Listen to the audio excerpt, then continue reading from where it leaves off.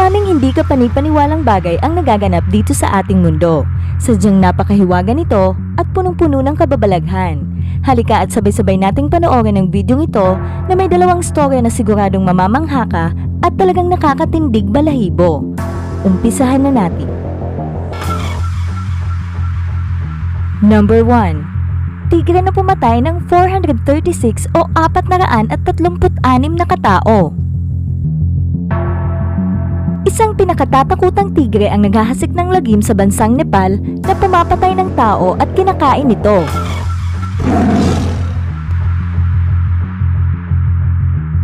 Ang tigreng ito ay naitala na 436 o 436 na katao ang pinatay nito.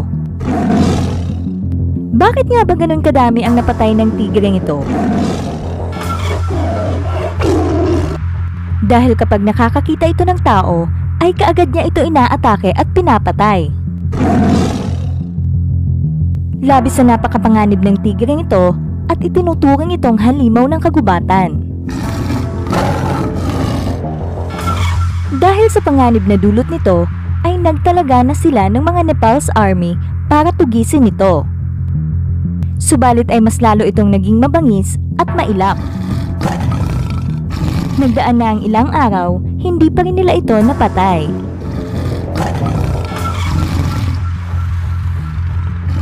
Kaya ang naisipan nilang gawing hakbang ay itaboy ito at patawirin sa ilog na nagbubuklod ng bansang Nepal at India.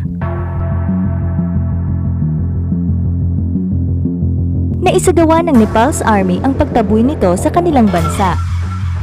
Subalit ay naghasik na naman ito ng lagim sa bansang India at pumatay na naman ito ng mga tao.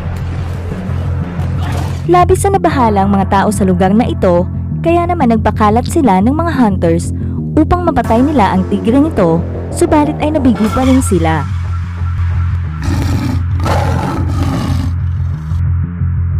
Hanggang may isang taong ipinadala na siyang tutugis at papaslang sa halimaw na tigreng ito at tatapos sa bangungot ng sangkatauhan. Siya ay si Colonel Edward James Corbett, isang legendary British hunter na kilalang the Hunter of Man-Eating Beast. Ilang araw ang lumipas, ay inabutan ni Corbett ang pag-atake ng tigre sa isang batang babae na itinakbo sa liblib na kagubatan. Sinundan niya ang bakas nito at tulo ng dugo hanggang sa matuntun niya ang lugar nito. Di naglaon, wala siyang kaalam-alam na inaatake na pala siya ng tigre galing sa kanyang likuran. Buti na lang at nakailad siya sa matinding atake ng tigre at inundayan niya ito ng 2 putok na magkasunod at bahagyang tinamaan ito sa dibdib na tumapos sa buhay ng napakamapanganib na tigre sa buong mundo. Kung bago ka lang sa channel na ito, please subscribe, like this video, and hit the notification bell para maging updated ka sa mga bagong videos na i-upload namin every week. Number 2. Flight 914, ang eroplanong naglaho ng 37 years at muling nagbalik. Ang Pan American Flight 914 ay lumipad noong July 5, 1955 papuntang Miami. Ito ay may sakay na 57 passengers at 4 crew members. Habang lumilipad sa himpapawid ang eroplanong ito, nang nakaraan ng 3 oras ay bigla na lang itong naglaho. Pati sa radar ng New York Airport ay naglaho ito na parang bula. Kaagad naman nagpasagawa ng Search and Rescue Mission ng New York, subalit wala silang nakitang dibra ng eroplano o mga bangkay. Kahit sa karagatan, ay wala pa rin silang makita kahit konting bakas o mga parte ng eroplano kung ito man ay bumagsak.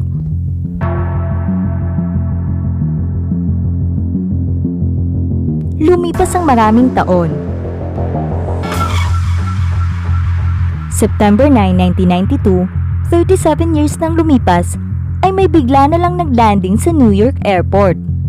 At ito na ang Pan American Flight 914 na hindi malaman kung saan nanggaling. Ito na ang eroplanong 37 years nang nawawala. Kaagad tinawagan ng New York Airport ang isang crew ng Pan American Flight 914 at kinausap si Juan de la Corte at ito ang sinabi. Hello, nasan kami? Sinagot naman ito kaagad ni Juan de la Corte.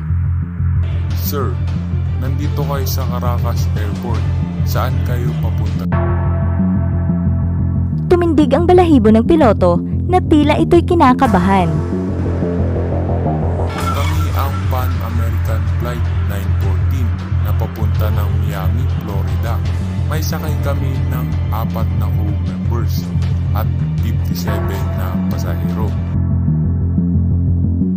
At sinagot naman kaagad ulit ito ni Juan de la Corte. Captain, kailan ba kayo nakaschedule bumaba? Sir, nakaschedule kami bumaba ng 9:55 na umaga, July 5, 1955 sa Miami, Florida. Nang marinig ito ni Juan de la Corte, ay namangha at nagulat siya na may kasamang kaba.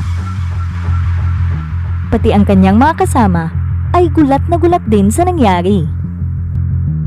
Agad-agad tumawag si Juan sa mga otoridad para i-assist ang mga tao sa loob ng eroplano. Kinausap muli ni Juan ang piloto. Captain, ngayon ay May 21, 1992 at ito ay Caracas International Airport. Sumagot naman ang piloto na, Ha? Ano ang iyong sinasabi? na tila gulat na gulat ito sa narinig. Sinasabing hindi daw tumanda ang mga sakay nito sa pagkawala nito ng 37 years na parang isang araw lang ang nakaraan. Sumagot naman ang piloto ng, Wag kayong lalapit. Aalis na kami. dali-dali nitong pinaandar ang eroplano at muling lumipad sa himpapawid ang misteryosong eroplano at agad-agad din itong naglaho sa radar.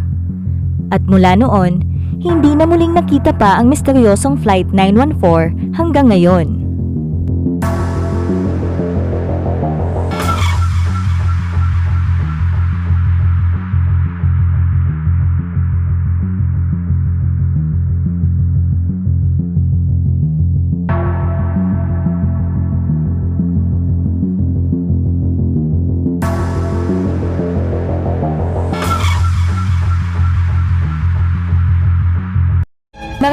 Maraming salamat po sa lahat ng nakapanood at sana nagustuhan nyo ang video na ito.